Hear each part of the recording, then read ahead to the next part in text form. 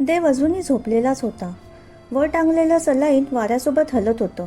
त्यातून टपकणारे थेंब त्याच्या रक्तात हळूहळू भिनत होते. तरी त्याला झोप येत नव्हती. सताड उघड्या डोळ्याने तो छताकडे एकटक बघत होता. त्याच्याही औषधे व गोळ्या घेऊन आली. त्याला थोडेफार खाण्याची विनंती केली, पण त्याने गप्प राहून नकार दिला. आई गेल्यानंतर त्याने एका हाताने औषधे व गोळ्या घेतल्या. घड्याळाच्या टोलाने त्याचे लक्ष वेधले. 6 वाजले होते. त्याने चटकन चादर बाजूला केली. अरे बापरे, क्लास तर संपून गेला असेल. अंगात बळ नसतानाही त्याने हातातील सुई खचकन खेचून काढली. हातातून रक्त येऊ लागले. भडभडणाऱ्या रक्तावर कापसाचा बोळा दाबून तो सायकलजवळ गेला. त्याच्याकडे कुणाचेही लक्ष नव्हते. भर पावसात तो सायकल घेऊन क्लासकडे गेला. क्लास तर केव्हाच संपून गेला होता. बहुतेक सर्वजण घरी निघून गेले होते. थोडी पावसाची रिपरिप चालूच होती. समीक्षा अजूनही क्लासच्या बाहेर त्याची वाट पाहत उभीच होती.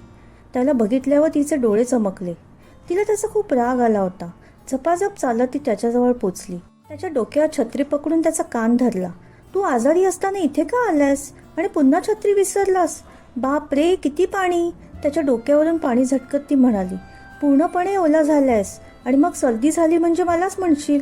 अरे देवा, किती बडबड करते मी. जाऊ दे बरं, तू पहिल्यांदा आत क्लासमध्ये येऊन बैस. देव अजूनही थंडीने कुडकुडत होता. तिच्या डोळ्यामध्ये त्याचं बावरलेले मन स्वतःची खोलवर रुजलेली प्रतिमा शोधत होतं. तिचे निरागस डोळे मात्र सदैव त्याच्याच चिंतेत बुडालेले. तब्येत कशी आहे आता तुझी? समीक्षाने काळजीने विचारले. देवच्या अतिभोळेपणाची तिला खूप काळजी वाटायची. त्याच्या प्रेमाच्या वेडेपणाची सीमा तिला अजूनही ठरवता आली नव्हती. त्याच्या कपाळावर तिने हात ठेवला आणि दचकलीच. बाप रे, किती भयंकर ताप आलाय तुला. आणि तरी तू एवढ्या पावसात मला भेटायला आलायस? तुला काही झालं म्हणजे? नाही, मीच वेडी आहे. मीच थांबते ना. आता मी थांबणारच नाही. तू बघच, थांबतच नाही, समीक्षा काळजीने म्हणाली. असं दृष्ट लागण्याजोगे प्रेम बघून त्याच्या डोळ्यामध्ये पाणी जमा झालं. बोलण्याचा प्रयत्न करतानाच त्याला खोकला आला. तिने त्याला न बोलण्याची विनंती केली. त्याचा हात आपल्या हातात घेताच तिने हातावरून ओघळणारे लाल रक्ताचे थेंब बघितले. ती यावेळी मात्र चिडलीच. तू हे काय केलेस? तू सलाईन काढलेस ना? का स्वतःला असा त्रास करून घेतोस? तुला होणाऱ्या वेदना माझ्या काळजात सुईप्रमाणे घुसतात. जा, मी बोलणारच नाही. अरे, तुला काही झालं म्हणजे? तुझ्या विना मी काय करू, कशी जगू? तिने तिच्या ओठांवर हात ठेवला. तिचे शब्द काळजाला चिरणारे होते. त्याच्या डोळ्यातून भळाभळा अश्रू वाहू लागले. तिच्या निस्सीम प्रेमासाठी आणि तिच्यासाठी. तरीही त्याच्या डोळ्यातल्या अश्रूंनी तिला अस्वस्थ करून टाकले. तिच्याच डोळ्यातून घळाघळा अश्रू वाहत होते. खरंच इतकं प्रेम करतोस का रे माझ्यावर? मग का असा त्रास देतोयस? तुझ्या वेडेपणानेच मला वेड लावलंय. तुझ्या प्रेमाचं. मी सुद्धा इतकी वेडी आहे ना. मी थांबते म्हणून तर तू येतोयस. दोघे पण अगदी वेडे आहोत. तिने त्याच्या खांद्यावर मान टेकवली. तिचे डोके थापटत तो मात्र कुठल्या तरी वेगळ्याच विश्वात हरवून गेला होता. आता त्याला तिथे फक्त तिच्या बांगड्यांची किणकिण आणि तिचा आवाज कानी येत होता. तेवढ्यात अचानक त्याच्या सरांची थाप त्याच्या पाठीवर पडली. काय रे देव, केव्हाचा आवाज देतोय? काय करतोयस इथे एकटा? एवढ्या पावसात का बसलायस? घरचे म्हणत होते तू आजारी आहेस म्हणून. इथे का आलास क्लासला? सरांच्या आवाजाने देव भानावर आला. त्याने फक्त मान डोलावली. जा रे देव, घरी जा, नाहीतर अजून आजारी पडशील, असे म्हणून सर आत निघून गेले. भरलेल्या डोळ्यांनी त्याने किंचित मागे वळून पाहिले. क्लासमध्ये टांगलेल्या समीक्षेच्या फोटोवरची फुलांची माळ वाऱ्यानिशी हलत होती. ती क्लासमधील एक हुशार विद्यार्थिनी होती. सर्व काही दृष्ट लागल्याप्रमाणे घडून गेलं होतं. स्वप्नाहूनही सुंदर अशा त्यांच्या प्रेमाच्या दुनियेवर काळाने अशी झडप घातली की त्या दुनियेतील सर्व सुखाचा काळ आपल्यासोबत घेऊन गेला. कोण समजून घेणार माझ्या या वेड्याला? कोण शिकवणार याला माझ्याशिवाय जगणं? कोणी जपेल का याला माझ्याप्रमाणे? असे अनेक प्रश्न तिला पडले असावे.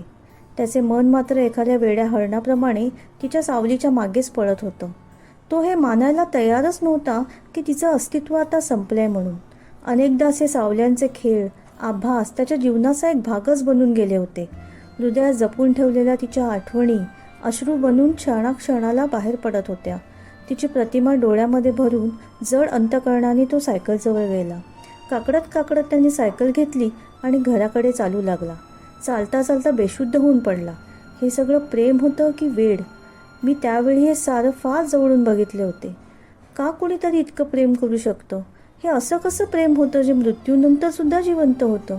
खरंच त्याच्या वेडेपणाला काही इलाज नव्हता. हृदयात जपून ठेवलेल्या तिच्या आठवणींपुढे मृत्यूच्याही मर्यादा कमी पडल्या होत्या. या अगोदर तो खूप नॉर्मल असायचा. क्षणोक्षणी त्याच्या चेहऱ्यावर आनंद असायचा. समीक्षा आणि देवचे एकमेकांवर खूप प्रेम होते. त्या दोघांच्या प्रेमाचा कदाचित देवालाही हेवा वाटला आणि दैवाने समीक्षाला त्याच्यापासून हिरावून दूर नेले. समीक्षाच्या मृत्यूनंतर त्याच्या चेहऱ्यावर हास्य कुणी पाहिलेच नाही. मात्र आता त्याने आपल्या मनावर ताबा मिळवलाय. सर्वांशी तो चांगला वागतो, अगदी पूर्वीप्रमाणेच. पण फरक एवढाच आहे की पूर्वी सर्वांशी तो बोलू शकत होता. यावेळी मात्र त्याने आजारात आपली वाचा गमावली आणि आता तो मुका झालाय. जे खरोखर चांगलं घडतं तिथे नशीब तोकडं का पडतं, हा प्रश्न मात्र फार पूर्वीपासून अनुत्तरितच आहे. का घडतं नेहमी असं? का घडतं? मित्रमैत्रिणींनो, तुम्हाला ही आजची कथा कशी वाटली? कथा आवडली असेल तर कथेला लाईक, शेअर, कमेंट आणि आपल्या चॅनलला सबस्क्राईब करायला विसरू नका. धन्यवाद.